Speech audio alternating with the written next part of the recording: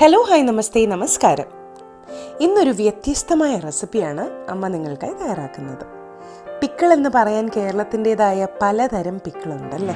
എന്നാൽ നമ്മൾ north Indian റെസ്റ്റോറൻറ്റ്സിലൊക്കെ food കഴിക്കാൻ പോയാൽ നമ്മുടെ ടേബിളിൽ അപ്പളത്തിൻ്റെ കൂടെ അല്ലെങ്കിൽ നമ്മുടെ മസാല പാപ്പടിൻ്റെ ഒക്കെ കൂടെ വെക്കുന്ന ഒരു നോർത്ത് ഇന്ത്യൻ മാങ്ങ പിക്കിളുണ്ട്.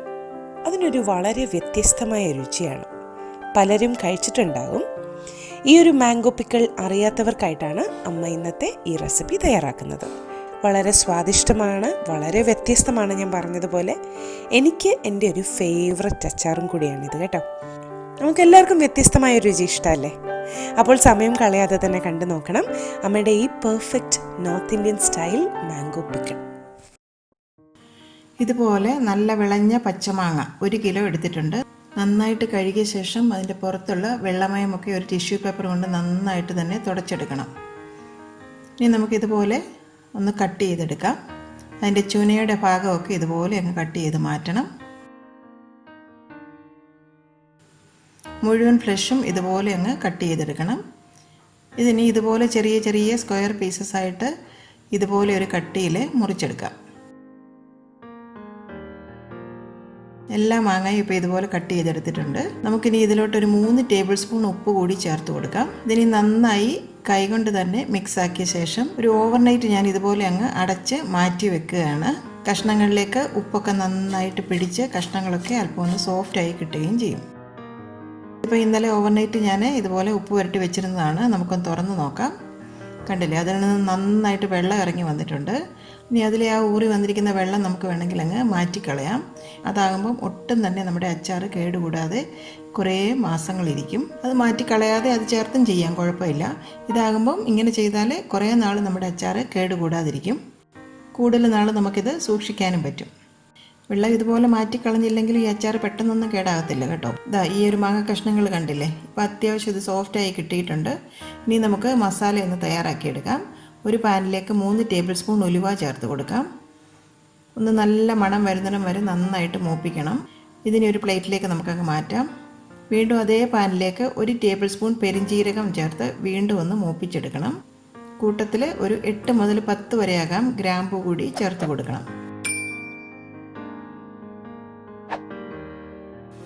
ഇത് ഒന്ന് മൂപ്പായി കഴിഞ്ഞാൽ അതിലോട്ട് 3 ടേബിൾ സ്പൂൺ കടുക് ഒന്ന് ചതച്ചെടുത്തതാണ്, അതുകൂടി ചേർക്കാം. ഇനി ആ കടുകും കൂടി ഒന്ന് മൂത്ത് നല്ലൊരു മണം വരണം. നല്ലൊരു മണമൊക്കെ വരുന്ന സമയത്ത് അതും ഈ ഒരു പ്ലേറ്റിലേക്ക് നമുക്കങ്ങ് മാറ്റാം. എല്ലാം പല പല മൂപ്പായതുകൊണ്ടാണ് മസാലകളെല്ലാം നമ്മൾ സെപ്പറേറ്റ് ആയിട്ട് വറുത്തെടുക്കുന്നത് കേട്ടോ. ഇനി ഇതൊരു മിക്സർ ജാറിലിട്ട് നല്ലൊരു തരിതരിപ്പായ പരുവത്തിലൊന്ന് പൊടിച്ചെടുക്കണം. ഇതാ കണ്ടില്ലേ, തീരെ അങ്ങ് ഫൈനല്ല, എന്നാൽ ഇതുപോലെ ഒരു തരിയോടുകൂടി വേണം നമ്മൾ പൊടിച്ചെടുക്കേണ്ടത്. ഇനി ഒരു പാനിലേക്ക് 100 ml കടുകെണ്ണ ചേർത്ത് കൊടുക്കുകയാണ്. നല്ലെണ്ണയോ അതല്ലെങ്കിൽ സാധാ വെജിറ്റബിൾ ഓയിൽ വേണമെങ്കിലും ചേർക്കാം. കടുകെണ്ണയാണ് കൂടുതൽ ഈ ഒരു അച്ചാറിന് നല്ലതായിട്ട് എനിക്ക് തോന്നുന്നത്. പിന്നെ കടുകെണ്ണ എന്ന് പറയുമ്പോൾ നല്ലൊരു പ്രിസർവേറ്റീവും കൂടിയല്ലേ.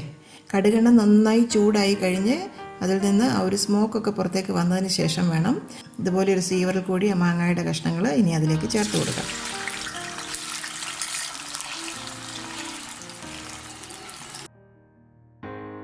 അതിലോട്ട് 1 ടീസ്പൂൺ കായപ്പൊടി കൂടി ചേർക്കാം. മാങ്ങാ കഷ്ണങ്ങളിലുള്ള ചെറിയ വെള്ളമയമൊക്കെ ഒന്ന് മാറി കിട്ടുന്നിടം വരെ നമുക്ക് എണ്ണയിലിട്ട് ഒരു 1-2 മിനിറ്റ് അത്രയും മതിയാകും ഒന്ന് വഴറ്റിയെടുക്കണം. ഇനി ഒരു 2 ടേബിൾ സ്പൂൺ മഞ്ഞൾപ്പൊടി കൂടി അതിലേക്ക് ചേർക്കാം. 1 ടീസ്പൂൺ കായപ്പൊടിയും കൂടി ഈ ഒരു സമയത്ത് ചേർത്ത് കൊടുക്കാം.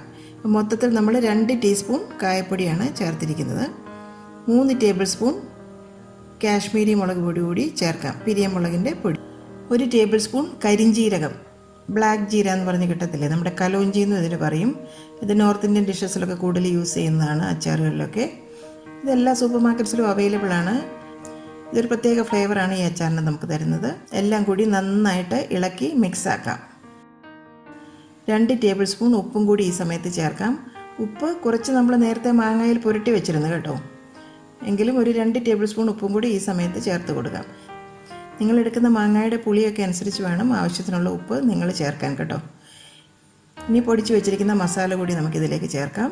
ഫ്ലെയിം വളരെ ലോയിൽ തന്നെ വെക്കണം. വീണ്ടും എല്ലാം കൂടി ഒന്ന് മിക്സ് ആക്കി എടുക്കാം. ഈ ഒരു സമയത്ത് 1 ടീസ്പൂൺ ശർക്കര ചീകിയതും കൂടി ഞാൻ ചേർത്ത് കൊടുക്കുന്നുണ്ട്. ഇത്രയേ ഉള്ളൂ. ഇനി നമുക്ക് ഫ്ലെയിം ഓഫ് ചെയ്യാം. ഈ അച്ചാറിനി നന്നായി ആറിയെന്ന് ഉറപ്പ് വരുത്തിയതിന് ശേഷം നല്ലൊരു ഡ്രൈ ആയിട്ടുള്ള ഗ്ലാസ് ജാറിലേക്ക് നമുക്ക് മാറ്റാം. ഇതുപോലെ ഫില്ല് ചെയ്ത് കൊടുക്കാം. ഒരു സ്പൂൺ കൊണ്ട് പ്രസ് ചെയ്ത് കൊടുക്കണം. ഒട്ടും തന്നെ എയർ ഗ്യാപ്പ് ഇല്ലാത്ത രീതിയിൽ ഫില്ല് ചെയ്തെടുക്കണം. ഇനി ഇതിൻ്റെ പുറത്തായിട്ട് ഒരു 4-5 ടേബിൾ സ്പൂൺ കടുകെണ്ണ നന്നായി ചൂടാക്കി ആറിയതിന് ശേഷം ഇതിൻ്റെ പുറത്തായിട്ട് ഒഴിച്ചു കൊടുക്കാം. നല്ല എയർ ടൈറ്റായ അടപ്പ് കൊണ്ട് അടച്ച് ഷെൽഫിൽ നമുക്കിനി ഇത് വെക്കാം. ഇത് മിനിമം ഒരാഴ്ച മുതൽ 2 ആഴ്ച വരെ എടുക്കും നമുക്കിതൊന്ന് റെഡിയായി കിട്ടാൻ. പക്ഷേ നമ്മളിപ്പോൾ എണ്ണയിലൊന്ന് വഴറ്റിയൊക്കെ എടുത്തിരിക്കുന്നത് കൊണ്ട് ഒരാഴ്ച ആകുമ്പോൾ തന്നെ നമുക്കിത് ഏതാണ്ട് റെഡിയായി കിട്ടും. പക്ഷേ 2 ആഴ്ചയൊക്കെ വെച്ചിരുന്നാൽ കുറച്ചും കൂടി നല്ലൊരു സ്വാദായിട്ട് നമുക്ക് കിട്ടും. ഇതിനി ഒരു 2 ദിവസം കൂടുമ്പം നമുക്കിതൊന്ന് മിക്സ് ചെയ്തെടുക്കണം. 2 ദിവസം കഴിഞ്ഞിട്ടുണ്ട്. ഇതിലെ ഓയിലൊക്കെ കണ്ടില്ലേ, താഴേക്ക് അങ്ങ് സെറ്റിലായിട്ടുണ്ട്. ഒന്ന് തുറന്ന് കാണിച്ചു തരാം. ഇതിനി വേണമെങ്കിൽ നമുക്കിതൊന്ന് ഇളക്കി കൊടുക്കാം. പക്ഷെ ഞാനിപ്പോൾ ഇത് ഇളക്കി അതിനെ ഡിസ്റ്റർബ് ചെയ്യുന്നില്ല കേട്ടോ. കുപ്പി തുറക്കേണ്ട ആവശ്യവുമില്ല. നിങ്ങളെ ഒന്ന് കാണിക്കാൻ വേണ്ടി കാണിച്ചതാണ്. കാരണം കൂടുതൽ എയർ ഒന്നും ഉള്ളിലേക്ക് ഈ സമയത്ത് കിടക്കാത്തതാണ് നല്ലത്. ഞാനിപ്പോൾ ചെയ്യുന്നത് വെച്ചാൽ ഇളക്കുന്നതിന് പകരം ഈ കുപ്പി നല്ലവണ്ണം ടൈറ്റാക്കി അടച്ചതിന് ശേഷം ഒന്ന് ഇൻവേർട്ട് ചെയ്തിട്ട് വെക്കുകയാണ്. അപ്പോൾ എണ്ണ വീണ്ടും താഴേക്കും മേളിലേക്കും അങ്ങ് ഡ്രിപ്പായിട്ട് മിക്സായി കിട്ടും. ഇതുപോലെ എല്ലാ 2 ദിവസം കൂടുമ്പോഴും ബോട്ടിലൊന്ന് തലതിരിച്ച് വെച്ച് കൊടുക്കണം. കൂടുതൽ സ്പൂൺ കൊണ്ടൊന്നും ഇളക്കാതെ തന്നെ നമുക്കിത് റെഡിയായി കിട്ടും. ഇത്രയും ചെയ്ത് കഴിഞ്ഞാൽ ഒരാഴ്ച കൊണ്ട് തന്നെ ഈ ഒരു പിക്കിൾ റെഡിയായി കിട്ടും. ഒരു 2 ആഴ്ച കഴിഞ്ഞാൽ വളരെ പെർഫെക്റ്റായിട്ട് തന്നെ അത് കിട്ടും. ഇതിപ്പം ഒരാഴ്ച കഴിഞ്ഞിട്ടുണ്ട്. തല തിരിച്ച് വെച്ചിരുന്നത് കൊണ്ട് തന്നെ എണ്ണയൊക്കെ മുകളിൽ അങ്ങനെ സെറ്റിലായി നിൽപ്പുണ്ട്. ഇപ്പം വേണമെങ്കിൽ ഇതെടുത്ത് ഉപയോഗിക്കാം.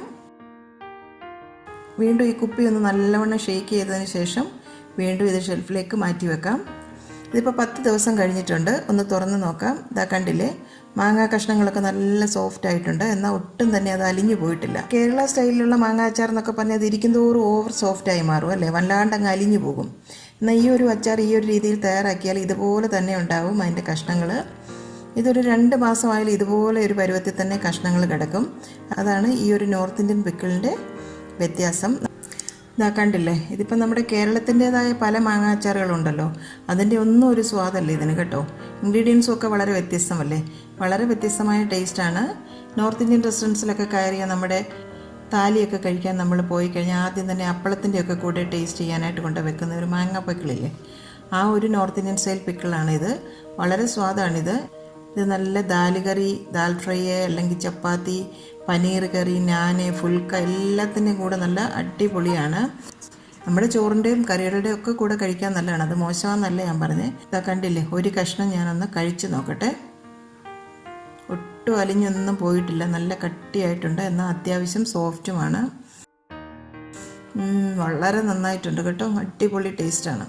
ശരിക്കും റെസ്റ്റോറൻറ്റിൽ നിന്ന് കിട്ടുന്ന അതേ സ്വാദാണ്. തീർച്ചയായും നിങ്ങൾ അറിയാത്തവർ ഇതുപോലെ ഒന്ന് ട്രൈ ചെയ്ത് നോക്കണം. നിങ്ങൾക്കിത് ഉറപ്പായിട്ടും ഇഷ്ടപ്പെടും. അപ്പോൾ ഉണ്ടാക്കി നോക്കിയ ശേഷം ഫീഡ്ബാക്ക് കമൻറ്റ് ബോക്സിൽ ഇടാൻ മറക്കല്ലേ.